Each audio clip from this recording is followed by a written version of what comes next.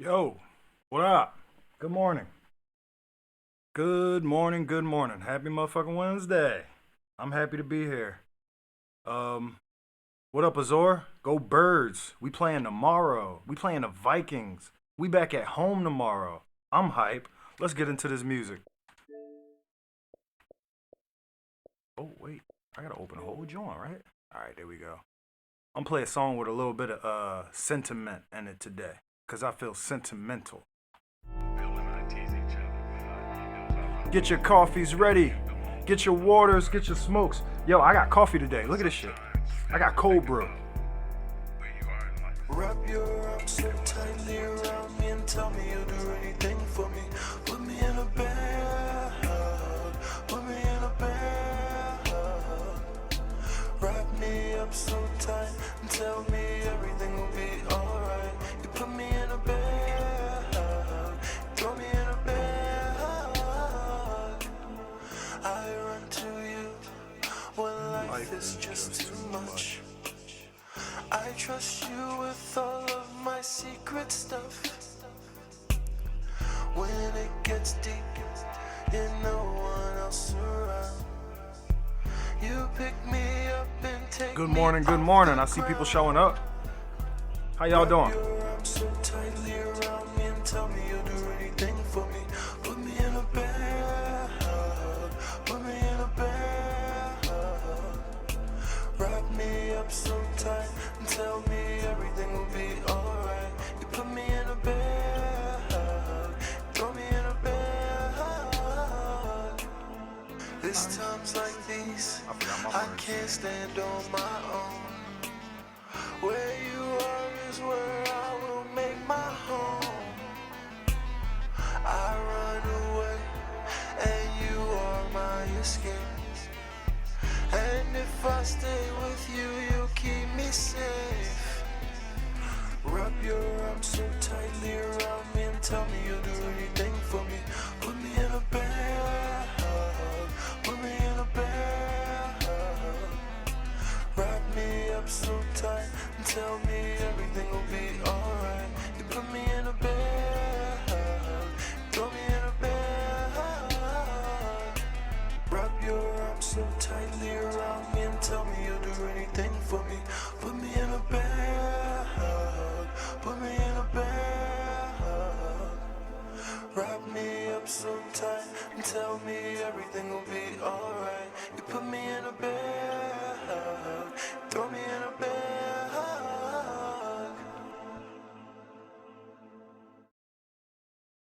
What up, yo?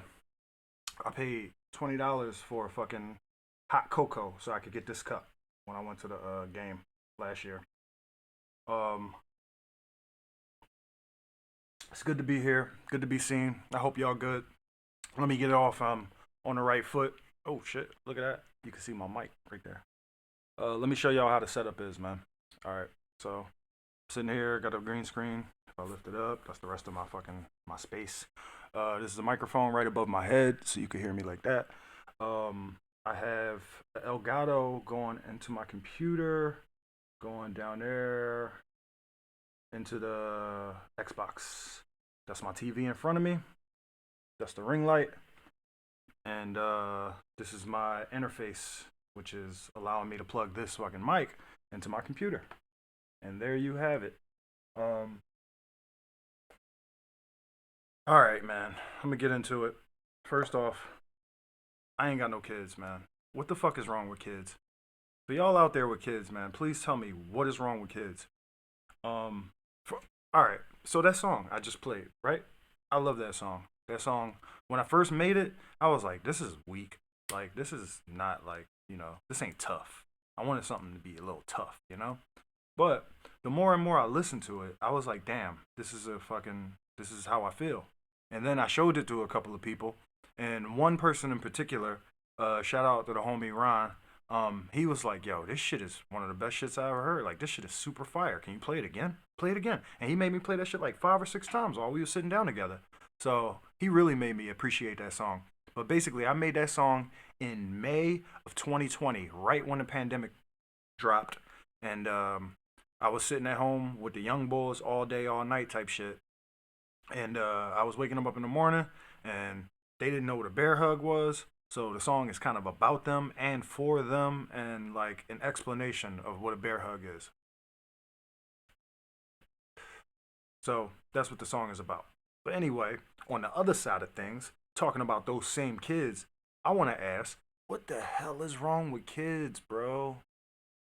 So I'm getting my young boy ready for school today. I'm not getting him ready because he's 10 years old. He don't need to be gotten ready. So I'm simply waiting for him to get ready so that I can take him to school. And we go through the whole thing. I wake him up. I say, yo, brush your teeth, wash your face, brush your hair, put some lotion on. You know what I'm saying? Right? And then I say, did you take a shower last night?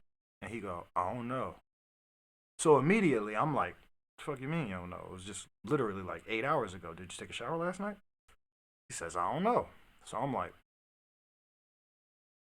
okay, I could sit here and get angry about you saying you don't know. I could like question if you actually know or not, try to get to the bottom of that. Nigga, just take a shower. Fuck it. Just take a shower. So I tell him to take a shower. I go back downstairs, kick it for like 20 minutes. I come back up. I don't hear nothing. I'm like, yo, you done your shower already? He like, yeah. I'm like, all right. You washed your face and stuff, right? He's like, yeah. I'm like, you brush your teeth? You brush your hair? He was like, yeah, all except brush my hair. I was like, all right, so you brush your teeth. You put lotion on? He was like, yeah. I'm like, all right. So I ain't believe him. I walked upstairs. I walked into the bathroom. He walked upstairs like, yeah, the only thing I ain't do is I ain't brush my hair. And I'm like, okay. So I look around the bathroom. I go grab his rag. That joint barely wet. Like, if it is wet, it's wet from yesterday wet. You know what I'm saying? And then I look at his toothbrush bone dry. I'm like, yo, my guy, why you gotta degrade the trust between the relationship or in the relationship? Like, why you gotta treat me like that, bro? I asked you if you brush your teeth. All you had to do was say no, but then you would have had to brush them. So I guess you just don't want to brush your teeth. Whatever. But what I really was disappointed. I'm like, bro, your toothbrush is bone dry. It's the only toothbrush you own, right? He was like, yeah. I'm like, so why you gotta lie to me? I don't know. All right, cool. So as I'm looking at him, looking in his face, I'm like, this motherfucker ain't getting no shower. He's dry as shit. Y'all know how kids is. If a kid get in a shower, the kid, it could be midway through the day, the kid will still have like soap on their earlobe. You know what I'm saying? They'll still have a little piece of soap on their earlobe. Same thing with brushing your teeth, bro. If you brush your teeth, I know you well enough to know you would have had a little bit of white right here in the corner of your mouth, nigga, because that's how you walk around and shit. So I try to tell this kid every day, yo, look in the mirror. Like, look what you looking for. Like, you got crust all in your eyes and shit. You got like creases down the side of your cheek. And then you got all this white shit just right here. All this dry shit just right there. Like a whole streak of it. And you willing to just walk out like that, huh? He's 10 years old. Now, 7, I could understand. 8, I could understand. But at 10 years old, I was in what? 4th, 5th grade? I was starting to worry about the girls then. I was starting to worry about how I smelled. I was starting to worry about my sneakers. I was starting to worry about what other people was wearing and shit. So, I was taking the social cues from all the kids around me. Like, yo, young boy got a fresh ass haircut. He always got fresh ass haircut. I go home and go, Mom, can I get a haircut today? She like, no, you get haircuts on Fridays. I'm like, yeah, but it's growing back. So she looking at me like, oh, all right, well, here go $15. If you want to go get a haircut, go get a haircut. And then I was like, fuck it, I'm fresh. You know what I did? I saved up, got myself some clippers. You know what I'm saying? My niggas was, man, I ain't even gonna get into all of that. But at the end of the day, man, I don't get it. I really don't understand children. I don't have children. I was actually counting on my nigga King of Kings to be in here because he got kids. I was also hoping on Cyrene to be in here because he got kids to talk about it. But I just really don't know, man. I will say that started my day off on some weird shit, man. I ain't like it. So I guess since we in this family shit, I'll stick on to the family subject and I'll say, what's going on with the have y'all heard about this Holly Berry thing? Holly Berry's got to pay $8,000 in child support to a man. Again, I say, Holly Berry has to pay $8,000 in child support to a man. Now, I got like real opinions on this shit, right? So I'm gonna take my time with how this unfolds, right? But let's just say it like this: a woman is paying a man for child support. Okay, whatever. Now, if Pearl was here, Pearl would be like, and that's fair. She should. She's the one who has the highest income. He's probably the only one whose lifestyle literally changed once the marriage ended. So, if he's taking care of all the kids for all the time, then he should be compensated in order to do so. Shit. Now, here's where I come in and say, well, if she don't have no custody whatsoever, yeah, I completely understand. That's the price you're paying for somebody else to take care of your kids, raise your kids. But if she's like on some half and half parent shit, then I don't understand child support. Like if I'm half a parent and you half a parent, why am I giving you money? Why don't I just take care of him when he's with me, and then when he's not with me, you take care of him? I don't know. That just seems logical to me. But either way, this gentleman is receiving money. And now check this out. I don't want to be on no racist shit, but if it was a black man, do you think a black man would have received that same thing? I don't know. I question those things. I question those things. Cause so it's funny. Like there's a lot of different people with a lot of different feelings, and you know a lot of men are kind of partial to Holly, even though she like 55. But a lot of men have been partial to Holly for a long time. So we all sitting here. I'm not saying me personally, but a lot of us are sitting here like, damn, yo, what the fuck? Like, I wouldn't have divorced that in the first place. But then if I did, whatever. A lot of niggas got a lot of opinions. But what I think personally is I can't understand how you paying child support if you have anything to do with your children. If you have anything to do with your children, child support is just in the way, right? Just like for instance, if if I end up being a deadbeat dad and then I go to court, right? I get taken to court because I'm a deadbeat dad. And the court says I gotta pay so and so amount. But I have to pay I have to pay a certain amount to the mother, in order for the child. But then I also have to pay for a lawyer, right? And then I also have to pay some type of fine. It's quite likely. So if I don't do all of this, then I go to jail. And I don't see in any of those circumstances how that works out for the child. How is any of that good for the child? Go birds. I really don't understand that. Like, it's just wild out here. It's real wild. I think that's why I'm 100% like anti government and my business type shit. Because ultimately, like, there's so many different situations and circumstances that could dictate how things play out. And you can't just assume this or assume that. And that's what happens when you go to court. I don't know if you ever been to court. I've been to court a couple of times. Not necessarily for myself, but I've been there. And it's nobody's listening. Nobody's talking. They're speaking in legalese, and there's no story being told. There's just literally there's a claim, and then there's a resolution, and then the lawyers go up there and they sit here and say, uh, we motion to do this or we motion to do that. Either we gonna do it or we not gonna do it, and then they go have lunch with each other. The lawyer who represents you goes and has lunch with the fucking judge, and goes and has lunch with the prosecutor that's trying to put you in jail. So to me, all of that shit is just a big racket. It's just another way for people to get your money. It's just another thing for people to show up to every single day and get scammed, thinking that they can put their faith in it. I'm not really into all of that, but that shit really is disappointing to see. Like, but I guess there's some men somewhere who are counting it as a victory because a woman is being made to pay restitutions. But I don't know. It don't make no sense to me.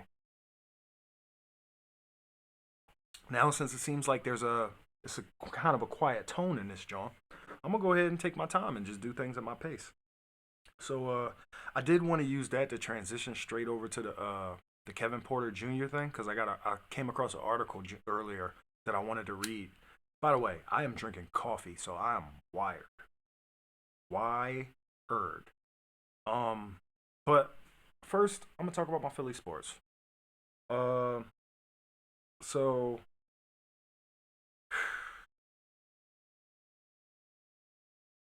I ain't get into. Wow, that's the coffee. First off, I ain't introduced the show. This is your daily Philly sports vocabulary motivational philosophy gaming show. And I'm a fancy clown. The Aaron Rodgers shit came out. We all understand what the injury is now. It's been accepted and acknowledged that he is going to be out for the rest of the season. So now the Jets have been reaching out to a whole bunch of veteran QBs who are either retired or free agents or what have you. Among the list of people being reached out to were Chad Henne, who is the backup for the Chiefs, um, two-time Super Bowl champion, mind you. Nick Foles used to be our backup, one-time Super Bowl champion. Carson Wentz has also been contacted. And inversely, on the other side of that, I read that Colin Kaepernick's agent actually reached out to the New York Jets. He let them know that he's willing to give them a chance if they need it. I think I'm tired of hearing his name. I think I'm ready for him to go ahead and sit down or choose something else more significant that he wants to stand for. Um on some real shit. Cause like at the end of the day, he owed his whole career to be a activist. Or to make not even to be an activist. To make a stance. All right? An anti stance, all right? A kneel. And that's cool. I respect that. And he was owed a lot for it and he sacrificed a lot for it. So at this point in his career, I don't see how he hasn't realized that the football thing is dead now. Like you sacrificed that. Now you have the opportunity to kind of pivot or springboard that to a whole nother movement. You could be a leader of something else that people respect you for. You know what I mean? But I don't feel like he kind of went head first into that like he should have. I think he still has reservations about the decisions that he made. And that sucks. I wish he was more comfortable with it. And I wish he was more at peace with everything. I mean, it was cool a couple years ago to see that Nike had did some shit for him, even though he wasn't playing professionally. And I don't assume that he's like running out of money or anything like that, but I do definitely wish that he didn't just assume. Like it was said that some people was like, well, maybe you should play like in another league first, like try the USFL or some shit, try the XFL, and then do good in that, and then maybe niggas will be busting your door down. But right now, you ain't doing much. You ain't proven nothing in a while. And the last time you was out there throwing the ball, you was being an asshole. And there's mixed opinions about how good you may or may not have looked. Cause he tried out for the Raiders some time ago, and some niggas was like, nah. Obviously, Jimmy G got the job. So anyway, um, in the wake of the Aaron Rodgers thing, there's a whole lot of shifting and moving things around. Cause the Jets is looking at it like, yo, we ready, we right here. But the only thing they missing is that one thing, which I understand. It's very disappointing. And as my man King of Kings said yesterday, man, this script is getting more exciting as we speak. Um, the Phillies played yesterday. My man Broads, I guess I'll put him as like a media person, media figure. Broads Media. He talks about sports. He talks about Philly sports and shit. And he was saying that it was disappointing to see another beautiful clutch Trey home run go to waste because this team and so on and so forth. I really am getting tired of how much pressure a lot of these fans are putting on the team. Like, niggas expect to win every series, bro. How unrealistic is that? Niggas expect to win every game. Like, every close game, they expect us to come back and pull it out. That's just unrealistic, bro. It's like, y'all niggas is wow. It's too much, man. It's too much. I can understand. Look, I'm from this city. I love this place. But if I played here, I would be telling y'all niggas to shut the fuck up every other week. Every other week, I would be like, bro, y'all niggas want us to go 82-0, don't y'all? Guess what? It ain't finna happen. It ain't finna happen. But you know what we about to do? Our best. We about to do the best we could do with what little we're in charge of, right? Because you still got a GM, you still got a coach, y'all still got a salary cap, y'all still got fucking young stars. I mean, as far as like, people you drafting in the MLB, you got your low A guys, you got your farm system, all of that. There's a whole bunch of different circumstances. And y'all niggas be tripping. Y'all be putting every loss on one person. That shit's wild. It's wild to me. But, gotta love it. Gotta love it. I ain't mad at it. I'm gonna just keep telling y'all niggas to shut the fuck up. I think I'm gonna be that Philly sports fan. I'm gonna be the real fan of Philly sports that goes against all the fans who go against Philly sports. Was that confusing? I ain't mean it to be, but yeah, I really feel that way. The Sixers just flew off today to Colorado to go and train. I think that's funny. I forget which place they are in Colorado. It's not Denver exactly, but wherever it is 5,000 feet in the air. So they're I guess Nick is trying to get into this conditioning thing. He wants to see what type of condition everybody is in. Embiid has been posting those pictures of him looking jacked as fuck. So I guess there is some type of hope that he's going to come into the season a little bit better than he's been doing that typically in the past. And then also there's been like a lot of emphasis put on the defensive presence. Like Nick Nick Nurse has I've seen him in about three different interviews, and in every interview he said he expects Embiid to be a rim protector. He expects to put a lot more emphasis on defense and rim protection with Embiid specifically this year, and I like that. I like that. Um, Maxi let out a resounding Danny Green when they signed Danny Green. So I mean, maybe he'll be good for the locker room. I mean, I don't expect that nigga to have significant minutes. I don't expect him to really affect winning in a real huge way. But maybe he'll be good for the team. It's a possibility he'll be good for the team. So that shores up our roster to Joel Embiid, Tyrese Maxey, DeAnthony Melton, Paul Reed. I'm going off the top of my head. I ain't reading no list. Paul Reed.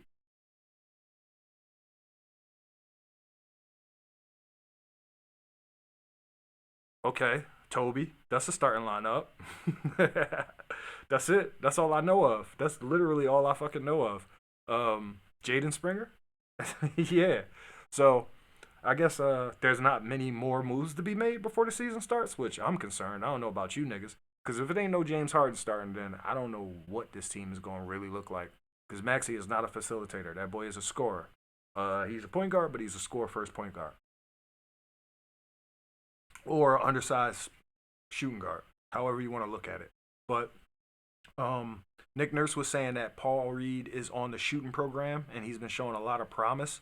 I guess he's hoping on having him play a little bit smaller, maybe on a wing or some shit like that.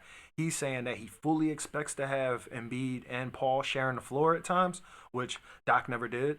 You know, Paul's usually been exclusively a backup for Joel, and you never really see him on the floor at the same time. And Paul's Paul. I'm pretty sure Paul's no larger than like 6'9". He just happens to play a little bit bigger.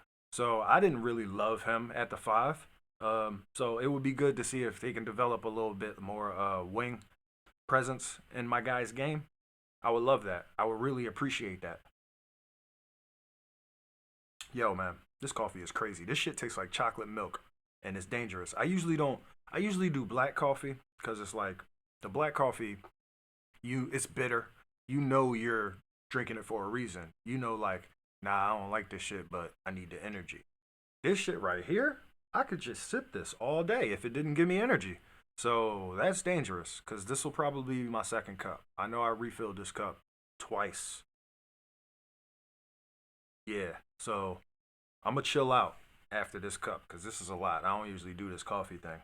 But anyway, um, so yeah, I think that's all I really got for the Sixers. They're only going to be out there for like 5 days, so hopefully some footage will be coming out, or at least somebody will be dropping some lists of maybe some spots that people are playing, maybe possible rotation. Oh yeah, Mo Bamba. I forgot about Mo Bamba.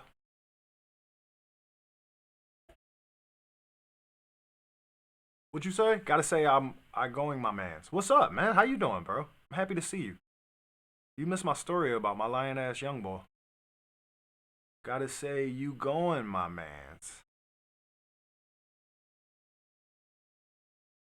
Coffee got you going. Yes, it does. Yes, it does. It's a different vibe. I ain't mad at it though. I ain't mad at it. Yesterday, I actually had coffee too. That's why I ran through all my subjects in 32 minutes as opposed to the 56 minutes that it usually takes. But it's all good though. I'm trying to slow myself down. Was you here when I told the story about the young boy? I'm gonna tell it again. I asked my young boy if he brushed his teeth. He said, yeah. So I went upstairs and checked the toothbrush, and that joint was bone dry. And this is after I already told him to take a shower. Because I asked him, did he take a shower last night? And he said, I don't know. Dog, that pissed me off so much. I'm like, what you mean you don't know? All right, whatever. Just take a shower. So I come back up after like 20 something minutes and I don't hear nothing.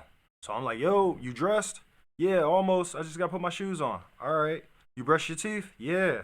You took your shower? Yeah. You wash your face? Yeah. You put on lotion? Uh, yeah.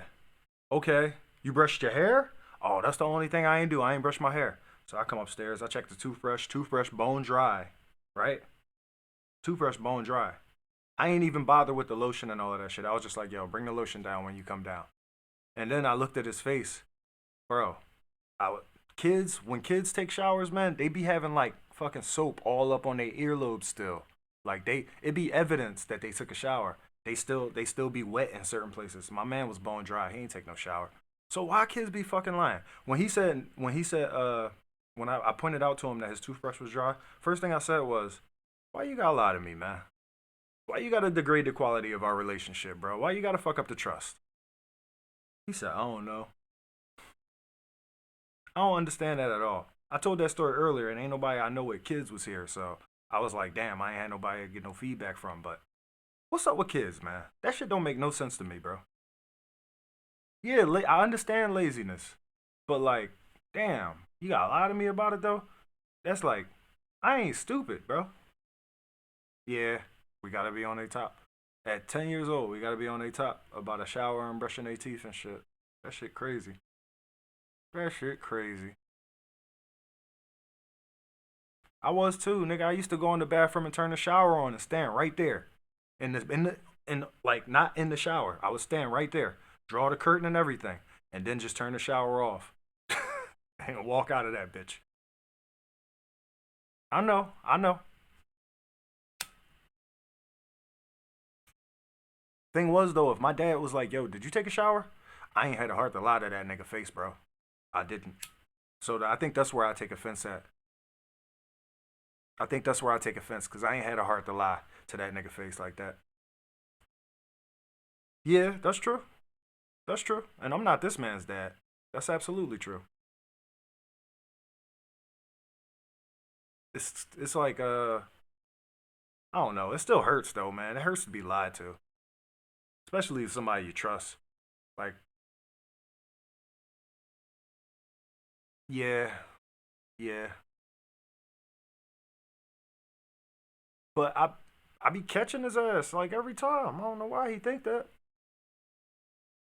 And then when I don't, I be merciful as shit. I be like, yo, cuz, you serious? Man, get out my face.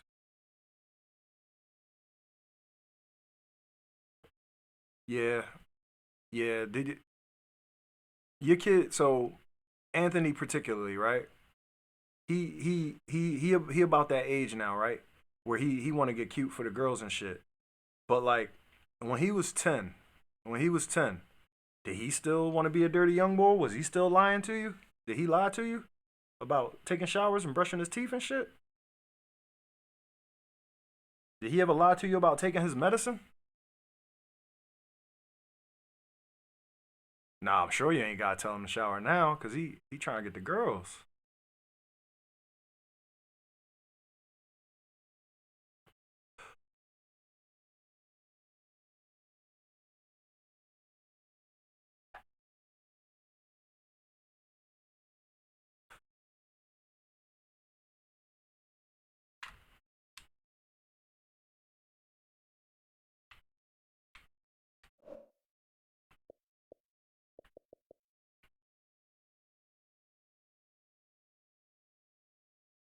Oh man. All right, I hear you. Okay. All right. See, I be thinking it's just me, bro. That's all. I be like, yo, what the fuck did I do?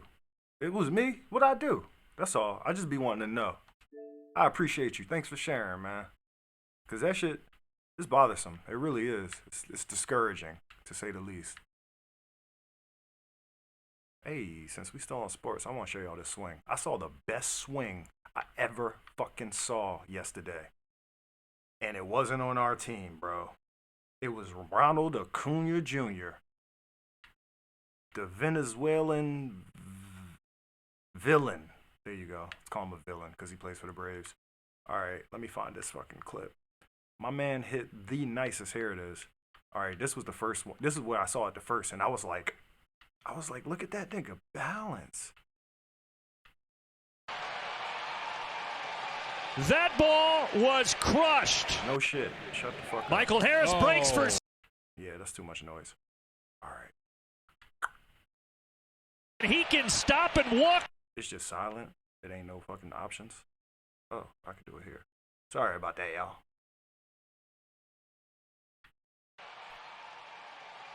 That ball.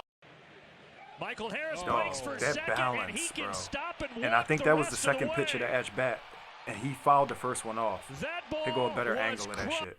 Look at this nigga's balance. Look at his legs. Like, he got every fucking piece of that shit. Damn, look at the leg extension. Put everything into that. God damn. That shit is sexy. I ain't gonna lie, bro. That shit is sexy. Now look how he hit the bases, though. He a dickhead. Look how he hit the bases. You see me, baby? Yeah. Fly, Eagles, fly. Fly, Eagles, fly. Flex on him. Thank God, real quick. Oh, yeah. Ooh, I'm cold. High fives. Dog, that shit was beautiful. That was a fucking beautiful swing. I watched that shit like 30 times yesterday. Michael Harris breaks for second, and he can stop it. Ooh. All right. So, I've been taking my time. I was working in a different order today because I've been trying shit out. But let's get into the word of the day now. The word of the day, guys, is persnickety. Persnickety. Yeah, we back on the big words again. I figure I should switch it up a little bit. But I like this word, persnickety. I ain't never called nobody persnickety and they took it the right way. So, placing too much emphasis on trivial or minor details. So, that's an adjective, descriptive word. Someone who's placing too much emphasis on trivial or minor details. I could be this way. Fussy. Fussy. Nobody wants to be fussy. I get baby vibes when I think fussy. Now, to be particular, to be meticulous, to be choosy, right? To be picky. All those kind of have like positive connotations. You could see those being used in good ways. Like, yeah, I'm choosy, man. I'm choosy about my time. I'm choosy about how I invest my money. You know what I'm saying? I'm picky about the shit that I eat. I'm trying to be healthy. But when you think fussy, nah, fussy just means I'm causing a stir when there's no need to have no stir be caused and all of that shit. So persnickety, from what I'm seeing and from the places that I've seen it used and the different examples, there's not been any difficult, finicky, over fastidious, not just fastidious, over fastidious, even though fastidious is right there, dainty. Yeah, so there's no positivity in this. So I would give persnickety like, oh man, I don't know. I would give persnickety to that like coworker that I have who like always got something to complain about, and it'd be the just dumbest shit, and she's just cancerous and brings down the whole team. And it'd be like, yo, man, you ain't gotta have that toxic attitude, man. But I wouldn't say that because that would probably hurt their feelings. Instead, I'd be like, what's up, Miss Persnickety? I'd be like, what the fuck you just say? Miss Persnickety. Because it's cute. It's funny. So yeah, persnickety. All right. Now I did want to read this this article real quick. Not this one though. Ooh, I think I might have lost it. Oh, here it is. I didn't read it when I came across it yesterday because I didn't do my research on this, John. This Kevin Porter situation. I ain't really want to look into it because I was just kind of sad about it. But it's the world. Okay. So Kevin Porter Jr. is a young NBA player that plays for the Rockets. Let's read it all. Sadly, the allegations against Kevin Porter Jr. aren't shocking. Why didn't help come sooner? And that was what got me. That was what pulled me into the article. The NBA is investigating the Rockets guard alleged brutal attack on his girlfriend. The question stemming from the latest allegations against Kevin Porter Jr. isn't whether or not the Houston Rockets guard should play against again in the NBA. He shouldn't. Not after he was arrested this week in New York City amid allegations he savagely assaulted his girlfriend. On Tuesday, at his arraignment, prosecutors said the alleged attack left, I ain't gonna say her name, a free agent WNBA player with a fractured vertebrae. Oh, so she plays for the WNBA. With a fractured vertebrae and cut over her right eye. Fractured vertebrae. Vertebrae is a spine, right? He broke her fucking spine? What the fuck? Before that, a police spokesman had told CNN that Porter Jr. assaulted her, struck her multiple times, and choked her. Oh, that's attempted murder. I mean, I don't support prison, but crime's a crime. That's attempted murder, my G. Unless these grotesque allegations are suddenly and irrefutably proven to be untrue, there's no way Porter Jr. ever takes the floor again in the NBA game, in an NBA game. That's just this nigga who writing this article. He don't know shit. He don't call shots. These niggas is $1 million talents. You know how many fucking NFL players then fucking damn near killed people and then been back on the field? Or then beat the shit out of girls and been back on the field on camera and been back on the field? The question before us is how, after so many red flags and warnings, the Houston Rockets allowed him into an NBA locker room again in the first place, and why, after this latest alleged act of violence, there would even be a remote question of anyone actually thinking of taking a chance on him again. Throughout his career, the only thing more constant than Porter Jr.'s promise on the court was the promise of trouble off of it. Back in college, he was suspended at USC for 2 games for conduct issues. In 2020, Porter was involved in a one-car crash and charged with improper handling of a firearm in a motor vehicle, failure to control a motor vehicle, and possession of marijuana. So he was high with a gun in the car and crashed the car. Cool. Though all charges were eventually dismissed, the concerns surrounding him were not. Porter was moved out of Cleveland a season after the Cavs drafted him in the first round. The reason? Not talent. He has ample talent. Perhaps you've guessed why. Character issues. As USA Today's Jeff Zilgett reported at the time, Porter Jr. apparently lost his cool during that 2021 season and began yelling and throwing things in the Cavs locker room after a trade brought in a new player and resulted in his own locker being moved. That, in turn, led to a confrontation with Cavs GM Kobe Altman. A short time later, Porter Jr. was traded to the Rockets, and trouble, as it often does, followed. Yo, I ain't know about none of this shit. If he played for the Sixers, I'd have known about this shit, but I ain't know about none of this shit. He was briefly suspended during the 2021 season after a reported altercation with then Rockets head coach Steven Silas. Another locker room outburst, the NBA fined him $50,000 in April 2021 for violating the league's health and safety rules by visiting a Miami strip club. Oh, this is during the health and safety protocol shit. This is during the pandemic. He wasn't the only one, though. A bunch of niggas went to strip clubs during the pandemic. And now, the most serious of issues in a pattern that has defined his NBA career. This arrest for allegedly assaulting and severely injuring his girlfriend. Documents widely reported about the case alleged Porter Jr. reportedly punched her in the face and strangled her. The awfulness of it should be enough to keep his person out of the league. But if that's not enough, and sadly, in sports and other parts of life, it often isn't, so should any notion of a team's self-interest. What? I read that wrong, but I'm going to just keep moving on. Bill Parcells used to share this gem. People tell you who they are. Listen. Yeah, that's true. Motherfuckers gonna show you who they is. And when they do, believe them. That's how I usually hear that said. Kevin Porter Jr. told us who he is loudly and clearly for a very long time. Yo, this nigga who writing this article talking like he met the boy or he know him personally. Where he based out of? He a fan? I'm gonna click his name after I finish the article. Or they'll probably say it at the bottom of the page. They often do that.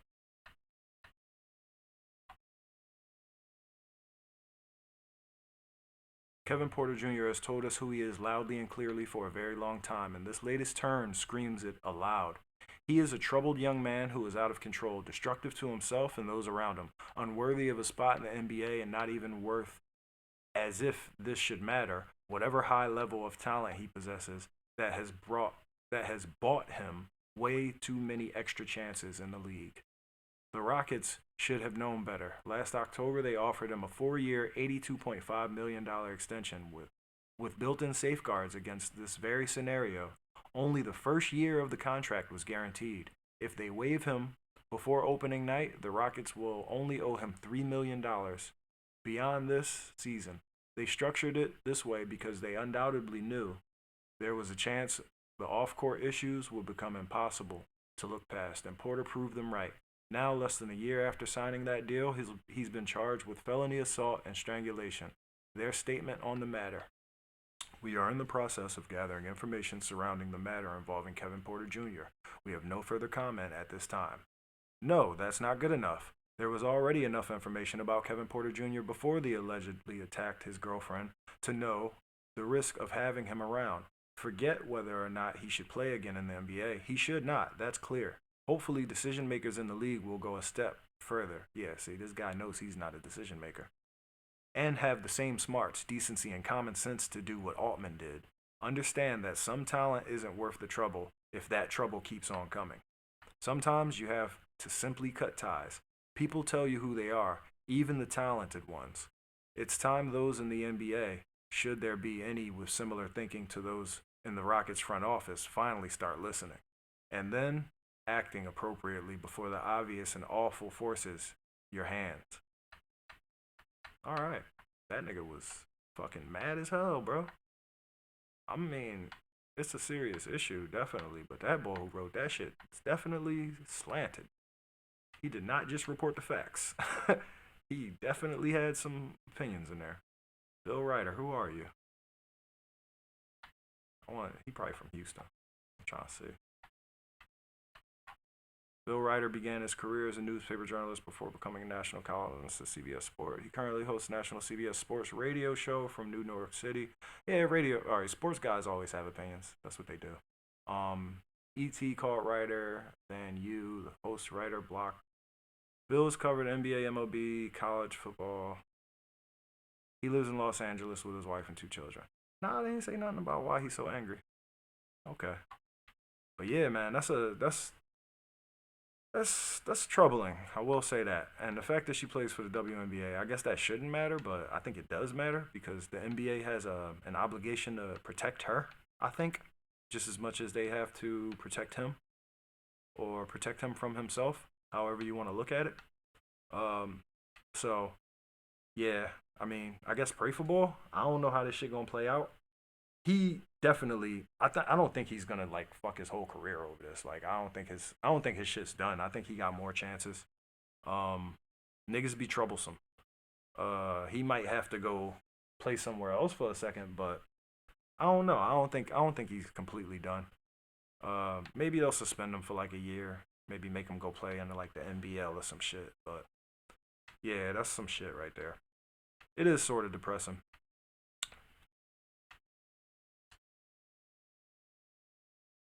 Look at that. These are articles I was reading earlier.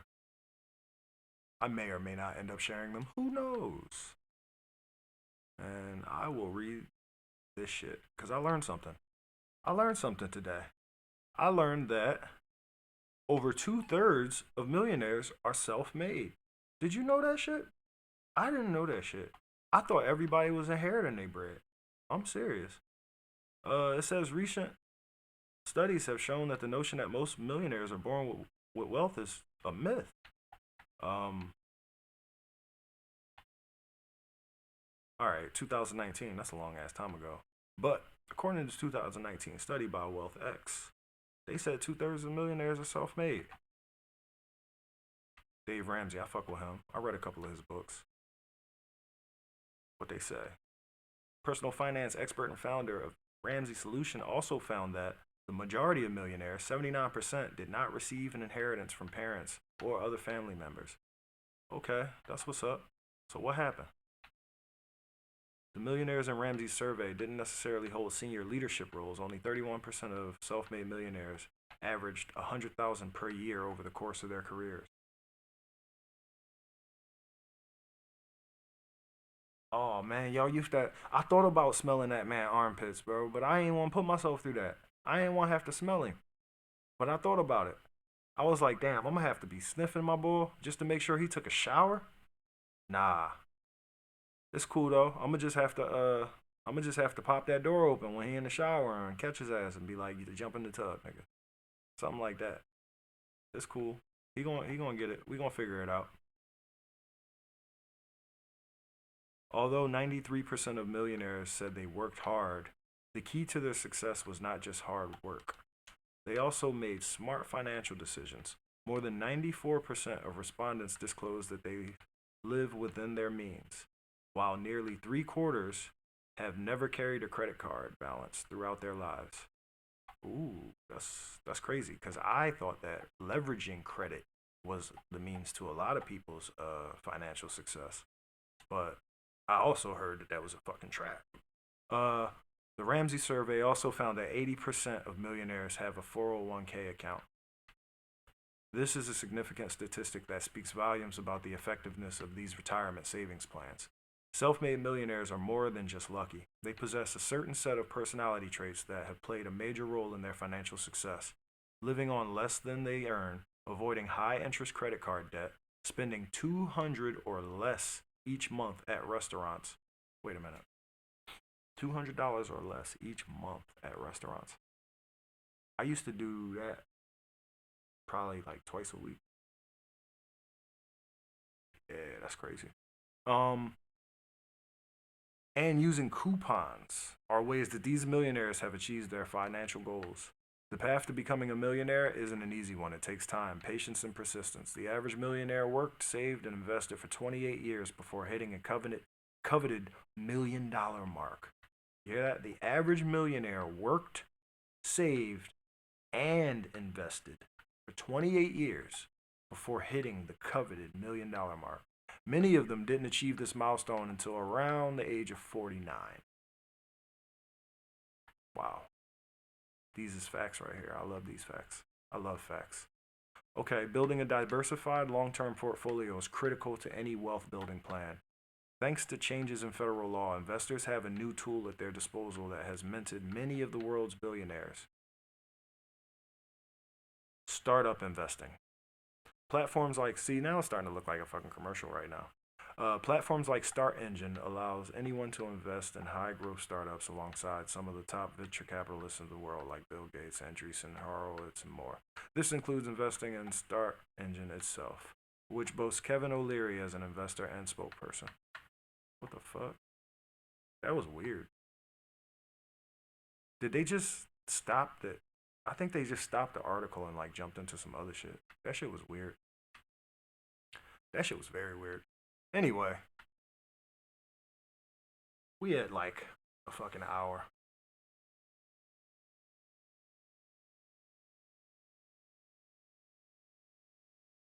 So, let me see if I got anything else to touch on. Okay, so Benadryl. A lot of people are saying that Benadryl doesn't work. Don't care, never took it. I know a couple of friends do, but I ain't never took that shit. N'Kobe Dean is going to be out for 4 weeks.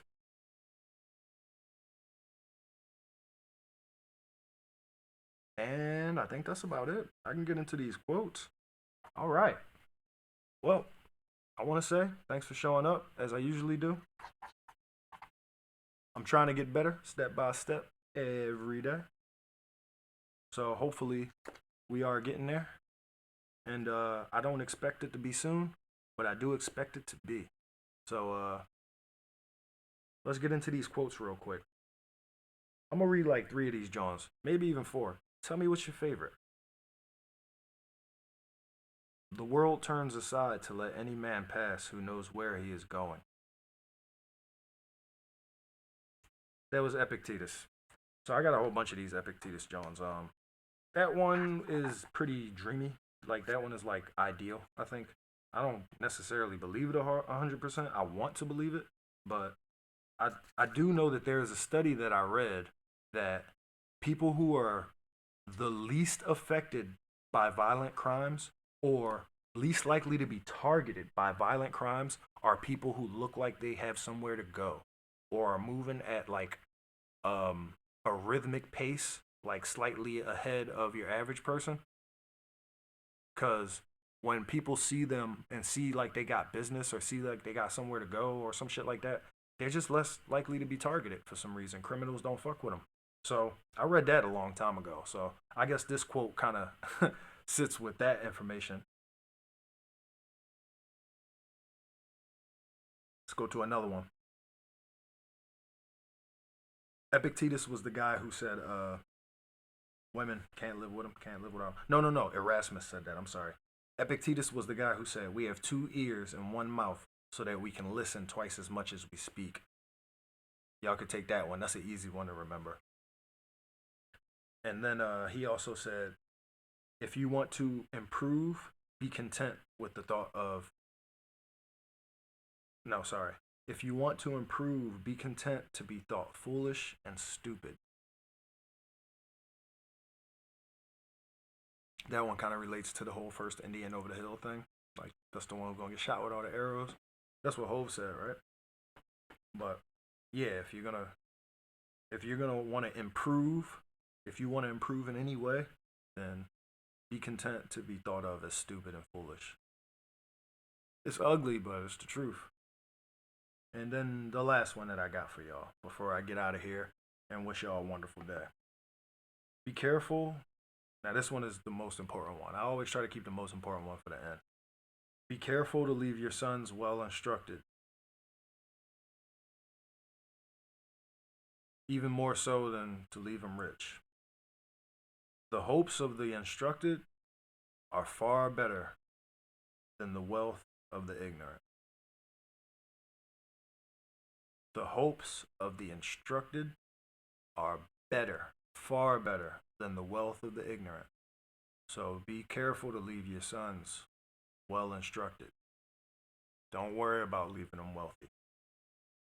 Now, with that said, I want y'all to go ahead and have a great day. And I'm finna start gaming. I don't know exactly which game I'm gonna play, but I'm definitely gonna cut the stream for it. Tomorrow, I might just have a game-only stream, but I'm not sure. I guess we'll have to show up and see. Till next time, appreciate y'all for showing up. If you're not following already, follow here on Twitch. Subscribe to A Fancy Clown on YouTube.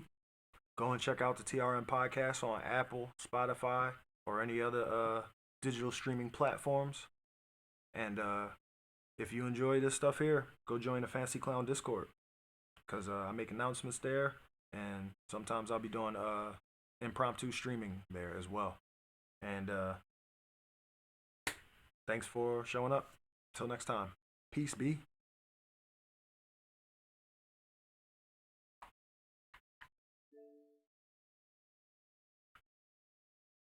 It's finna be like coming back,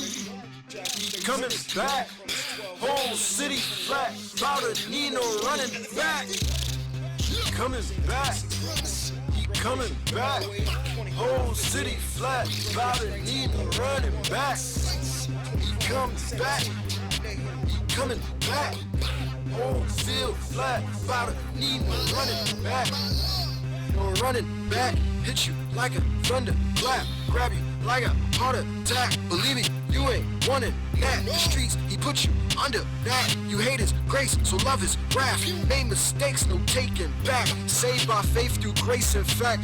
If you don't know him, you better know now. Seek him until you find out. When he take your homies, you know you won't cry. When he take earth, he be burning the sky. You thirsting to die. I'm speaking no lie. To keep it 100, he 100 out. That mean he the truth. Hope you see him around. It better be soon too before he touch down. He coming back. He coming back. Whole field flat. About to need no running back. He coming back. He coming back. Whole city flat. About to need no running back. Romans 6:23, 2 Peter 2:9, Matthew 10:28, Matthew 7:13. Back like he never left, but he really never left. Back like he left his keys and he taking breaths. Yes, when he sell his sword, everybody gon' know he is Lord of lords. Valleys filled in, high trees brought low. From the Yao Ming to Kembe, Matumbo. All man wisdom, he'll humble. That of Aristotle, Socrates, Plato, and Columbo. But hold fast so we can stand that day. We pray when the Lord come back, ain't no time for play. Yeah, he shall wipe every tears from my eyes and all your pains, all your oohs and your eyes. So you think we gotta go from where he came, but Lord knows from where he reigned is coming down his throne room, tree of life all around, and I get my own room cause he want me in his town. He coming back. He coming back. Oh, still flat. Louder, need no running back. He coming back. He coming back. Whole city flat. Louder, need no running back.